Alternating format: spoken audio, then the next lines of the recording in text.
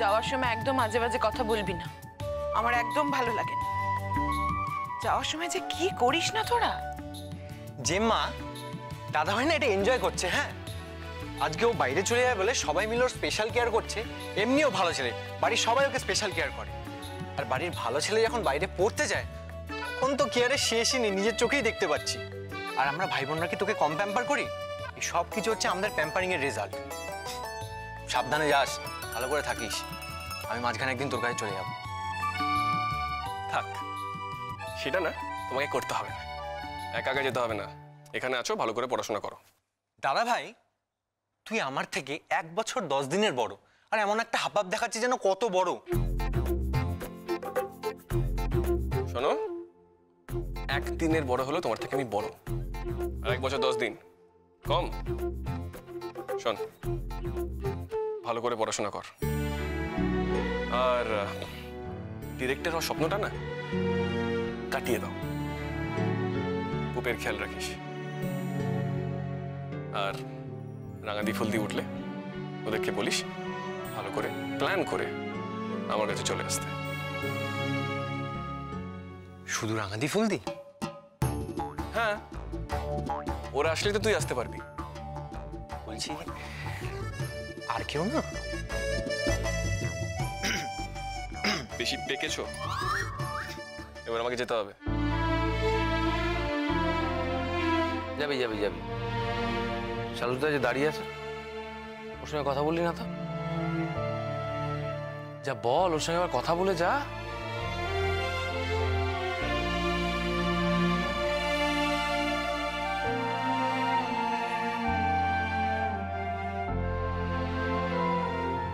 আসছি আমি, শালুক, আমি আসছি। সাবধানে থেকো, স্কুলের কাজে ফাঁকি দিও না, লেখাপড়াটা মন দিয়ে করো।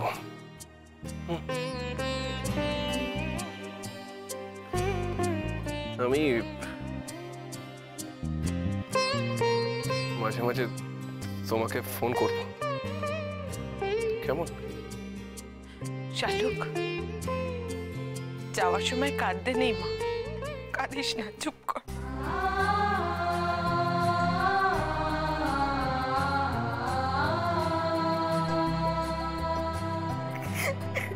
এই তোমরা তো সবাই কান্নাকাটি কেন করো বলো তো? কান্নাকাটি কেন করো? তোমরা কাঁদলে আমি যাই কি করে? অভ্যেস হয়ে যাবে, আস্তে আস্তে সবার অভ্যেস হয়ে যাবে। প্রথমবার বাইরে যাচ্ছিস তো, আবির খারাপটা আমাদের সবারই লাগছে।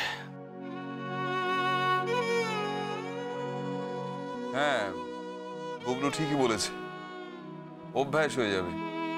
দেখিস, দীর্ঘদিন শহরে থাকতে থাকতে তখন এখানে ছেড়ে থাকাটাই তোর অভ্যাস হয়ে যাবে। আর আমাদেরও তোকে ছেড়ে থাকাটা অভ্যাস হয়ে যাবে। আসলে আমি একটু প্র্যাকটিক্যাল,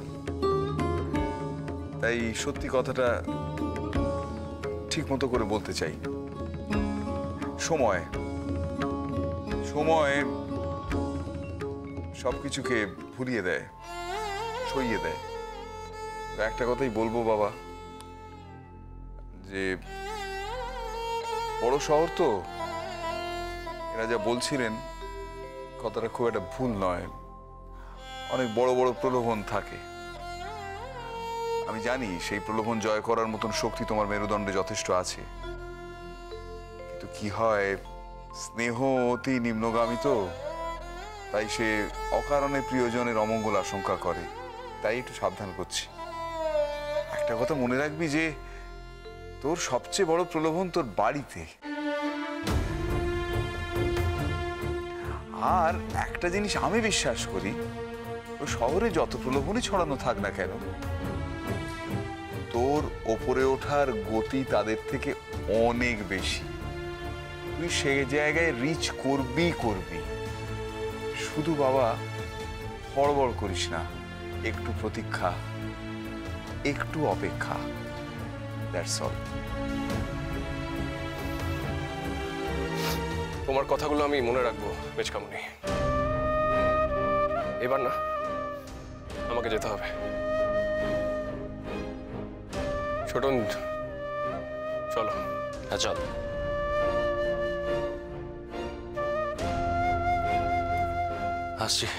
আসছি মা।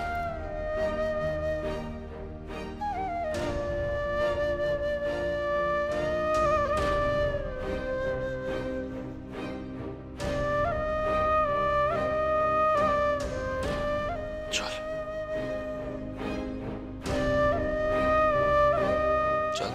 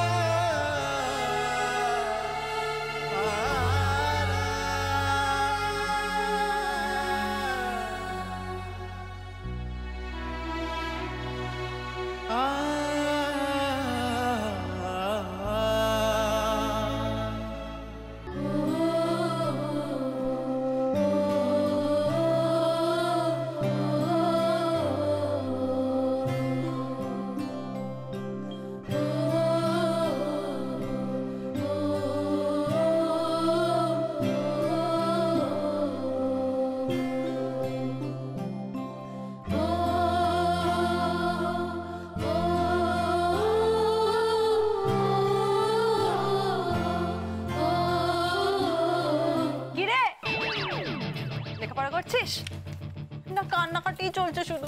না এই তো রাঙাদি পড়ছি তো। দেখি দেখি দেখি দেখি দেখি একটা জিনিস দেখি। এটা কিসের ছবি? এটা কার ছবি রে? আরে দেখে বুঝতে পারছো না, শালুক এখন দাদা ভাইয়ের ছবি আঁকছে। দেখে ফেললে কি হবে, আমরা তো দেখেই ফেলেছি। এই তোমার পড়াশোনা হচ্ছে। যাকে যাকে একজন ফোনে কথা বলতে চাইছে তোর সঙ্গে, বলবি এখন? আমার সঙ্গে? কে গো? চিনি না রে, বলছে শালুকের সঙ্গে কথা বলবে। আমার স্কুলের দিদিমণিদের কেউ?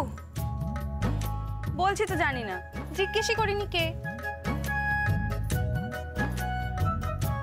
তো জিজ্ঞেস করে দেখো না, আমি তো স্কুল ছাড়া আর কোথাও তোমাদের নাম্বার দিইনি। কিন্তু তুই যে বললি পুরুষ মানুষের গলা। হ্যাঁ তাই তো তাই তো। তাহলে তো স্কুলের কেউ না। তোমার তো কোনো বন্ধু হতে পারে, গ্রামের হয়তো।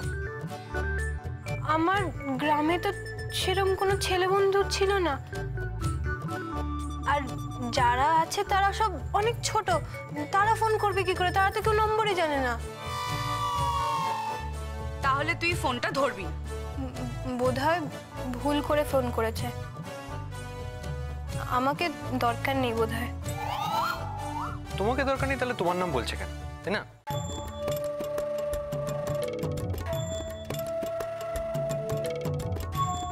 শোন, শেষবারের মতো বলছি, তুই কি ফোনটা ধরবি না ধরবি না? ও ফোন করেনি তো? তাহলে কি ভুল দিয়ে এরম করে বলতো? আর কিন্তু বলতে পারবি না কেন ফোনটা দিলে না। তোকে কিন্তু বারবার বললাম। ওরে, ও তো তোর সঙ্গে কথাই বলতে চাইছে না রে। তোমরা শুধু শুধু নাকাল করছো ওকে। দাও না ফোনটা, দাও না, 2 মিনিটে ছেড়ে দেবো। সে 2 মিনিট কেন, তুমি 10 মিনিটই কথা বলো। কার ফোন হলদি? ধরেই দেখো না কার ফোন। এ নাও ধরো ধরো। উফ,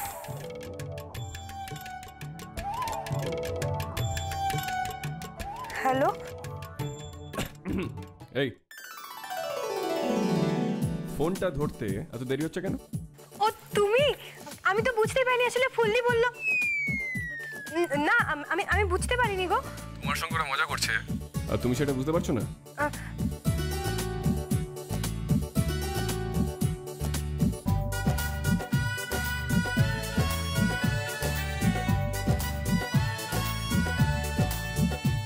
কেমন আছো তুমি? এই তো কিছুক্ষণ আগেই পৌঁছালাম। ছোটন জাস্ট কিছুক্ষণ আগেই বেরোলো। আমি এখানে একটা হোস্টেলের রুম পেয়ে গেছি, যেটা আমাকে দুজনের সঙ্গে শেয়ার করতে হচ্ছে। সেটা জানানোর জন্যই ফোন করলাম তোমাকে। এ বাবা, তাহলে তুমি লেখাপড়া করবে কি করে? তুমি তো একা ছাড়া লেখাপড়া করতে পারো না। সে হয়ে যাবে। এখানে কি আলাদা করে হোস্টেলের রুম পাওয়া যায়? যাই হোক, তারপর তোমার খবর কি?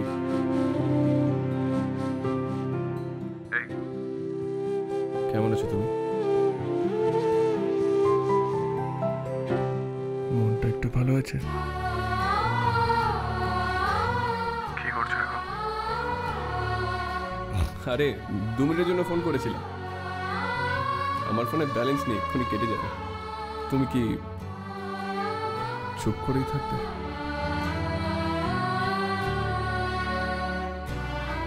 ভালো আছি।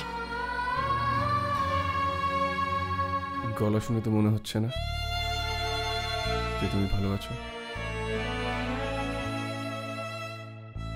নতুন শহরটা কেমন? সব বড় বড় শহর যেমন হয় ঠিক তেমনই।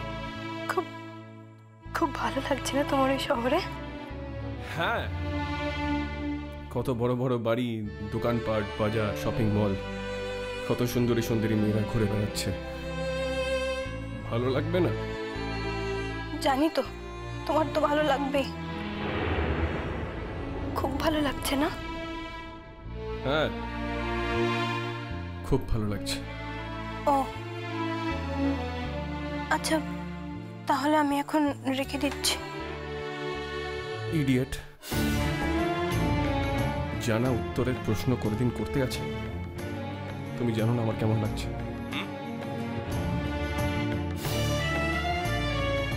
তুমি তো বললে ভালো লাগছে। আর তোমার কি মনে হয়? তোমারও তাই মনে হয়? জানি না। এই রাঙাদি ফুলদি আছে ওখানে?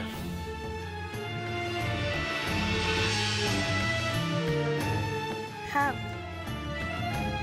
বোধহয় আমাদের কথা জিজ্ঞেস করছে, জানিস? পার্সোনাল কথা বলতে পারছে না তো, তাই।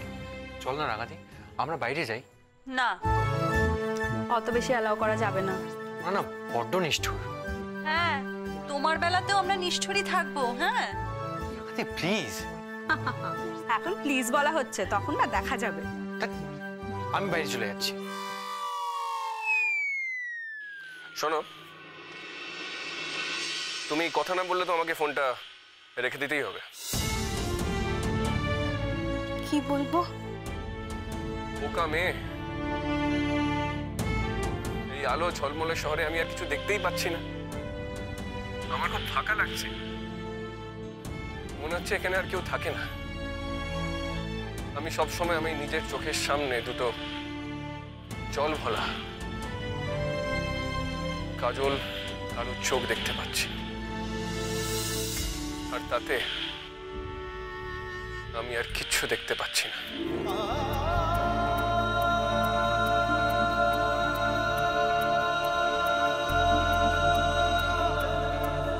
সাবধানে থেকো। থাক।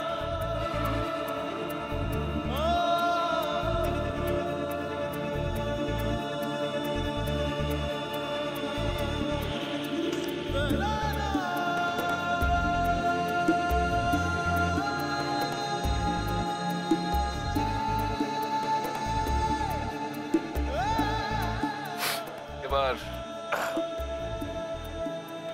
আমার পাওনাটা চাই যে। আমি এখন রাখছি।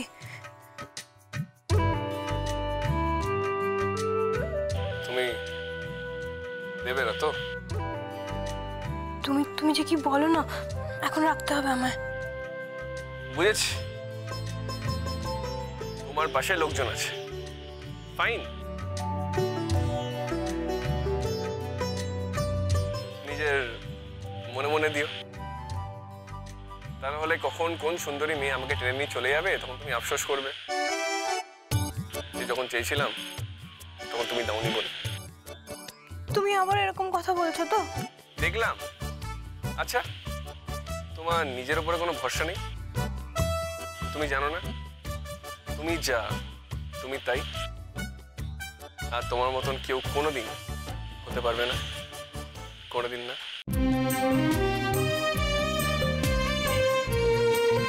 আচ্ছা, তুমি তাহলে ঠিক মতো লেখাপড়া করো, আমি রাখছি। আর কাল থেকে একটু অ্যাডমিশনসের কাজে ব্যস্ত থাকবো, ক্লাসও শুরু হয়ে যাবে, তাই আর রোজ ফোন করতে পারবো না। তুমি রাগ করো না, কেমন? তুমি কিন্তু সাবধানে থেকো, ঠিক করে খাওয়া দাওয়া করো, কেমন? কিরে হলো? হ্যাঁ, এই তো হয়ে গেছে। শোনো না, আমি রাখছি। হ্যাঁ, ভুল দি। রাখো।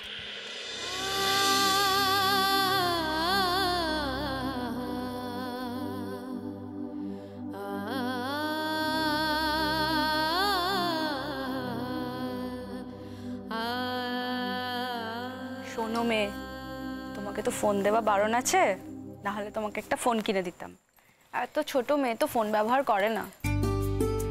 তাছাড়া তোমাকে এখন ফোন দিলে তুমি তো সারাক্ষণ বরের সঙ্গেই কথা বলবে, তাই না? তাই মাধ্যমিক পরীক্ষা পাশ করার আগে কিছুতেই ফোন দেব না তোকে। তবে যখন আবিরের ফোন আসবে আমার কাছে তখন আমি তোকে ফোনটা দেব, এইটুকু আমি প্রমিস করলাম। এবার যদি তোমার বর সপ্তাহে একবার ফোন করে তাহলে তুমিও ফোনটা একবারই পাবে। শোন, বর দূরে থাকলে টানটা বাড়ে, জানিস? এই যে দেখ, তুই সারাক্ষণ বরের কথাই ভাবছিস, এই যদি সামনে থাকতো ভাবতি না কিন্তু এতটা। তাই বলছি এই সময় একটু দূরে দূরে থাকাই ভালো, বুঝেছিস? আর লেখাপড়াটা খুব মন দিয়ে কর। বলা যায় না, পাস টাস করে তুইও হয়তো একদিন ওই বড় শহরে পড়তে চলে যেতে পারিস, তাই না? কেঁদো না শালু, আজকে তো একটা দিন হয়ে গেল, আর তো 5টা দিন, তারপরেই তো দাদাভাই চলে আসবে না? বরং সপ্তাহের এই কটা দিন তুই খুব মন দিয়ে পড়াশোনা কর, যাতে আবির যখন ওই 2টো দিন আসে তুই তখন ছুটি নিতে পারিস, কেমন? আমি খুব মন দিয়ে লেখাপড়া করবো ফুলদি, এই তোমাদের কথা দিলাম। তো লক্ষ্মী মেয়ে।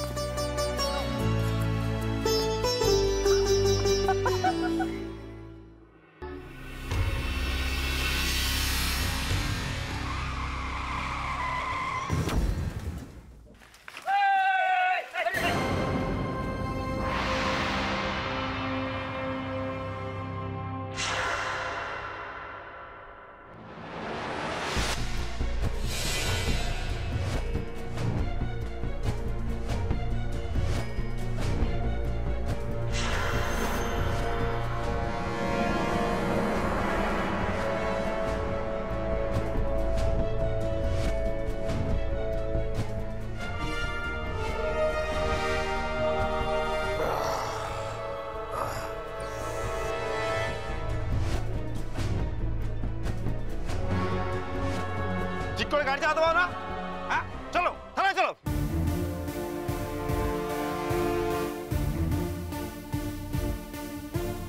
আর এই যে ম্যাডাম, খুব যে ফুটুনি মেরে গাড়ি নিয়ে ঘুরে বেড়াচ্ছেন, এমন একটা ড্রাইভার রেখেছেন যে গাড়িটাও ঠিক করে চালাতে পারে না। দাদা, দোষটা ওর নয়, আমার। আমি রাস্তায় একটু আনমাইন্ডফুল হয়ে গেছিলাম, ইটস মাই ফল্ট।